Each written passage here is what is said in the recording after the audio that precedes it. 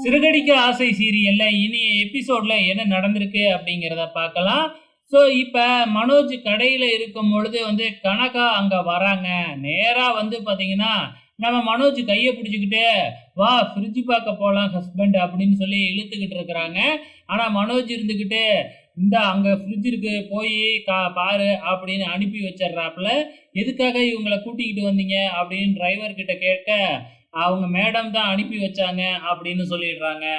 இப்ப இவங்கலாம் பேசிக்கிட்டு இருக்கும் பொழுதே வந்து பார்த்தீங்கன்னா, இப்ப பின்னாடியே நம்ம ரோகிணியும் வராங்க. ஸோ ரோகிணி வர்றதுக்கு முன்னாடியே வந்து பார்த்தீங்கன்னா, அந்த ஜோசியக்காரரும் வந்திருக்கிறாப்புல. இப்ப ரோகிணி வந்த உடனே வந்து பார்த்தீங்கன்னா, நம்ம கனகா அவங்கள பார்த்துட்டு, "அன்னைக்கு மாதிரியே இன்னைக்கு எனக்கு மேக்கப் போட்டு விடுங்க" அப்படின்னு சொல்லி கேட்டுக்கிட்டு இருக்கிறாப்புல. அதுக்கு ரோகிணி இருந்துகிட்டு, "இல்ல இன்னொரு நாள் போடலாம்" அப்படின்னு சொல்லி சமாளிச்சுக்கிட்டு இருக்கிறாங்க. அதுக்கப்புறம் ரோகிணி நேரா மனோஜ பார்க்க தான் வராங்க. மனோஜ் கிட்ட பேசலாம்னு போறப்ப, கனகா மறுபடியும் ஓடியாந்து நம்ம மனோஜ் கைய பிடிச்சு, "வா ஐஸ்கிரீம் சாப்பிட போலாம்" அப்படின்னு இழுத்துக்கிட்டு இருக்கு. நம்ம ரோகிணி இதெல்லாம் பார்த்துட்டு கொஞ்சம் லைட்டா சந்தேகம் வர ஆரம்பிக்குது. அதுக்கப்புறம் சந்தோஷ் தான் எப்படியோ சமாதானப்படுத்தி அந்த கனகாவ அங்கருந்து கூட்டிக்கிட்டு போறாப்புல. இருந்தாலும் ரோகிணி இருந்துகிட்டு, "இந்த கனகா இவங்கள எதுக்கு உன் கைய பிடிச்சு இழுக்கிறா?"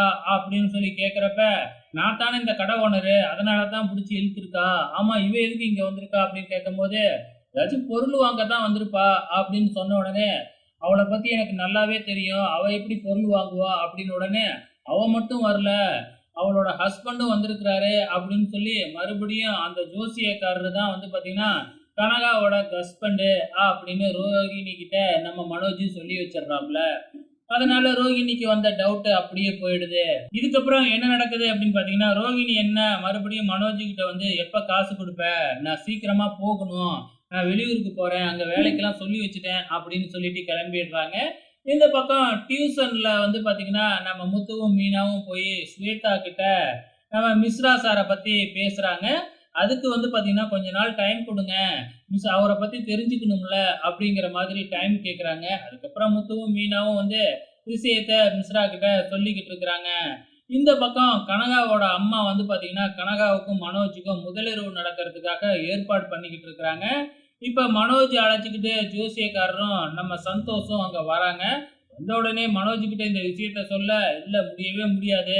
இன்னும் எனக்கு டைவர்ஸே ஆகல. அதுக்குள்ள இதெல்லாம் நடந்துச்சுன்னா, கண்டிப்பா நான் ஜெயிலுக்கு தான் போவேன்" அப்படின்னு அங்கருந்து அலறி அடிச்சுக்கிட்டு ஓடிடுறாப்புல. இதுக்கப்புறம் என்ன நடக்கும் அப்படிங்கிறத பொறுத்திருந்து பார்க்கலாம்.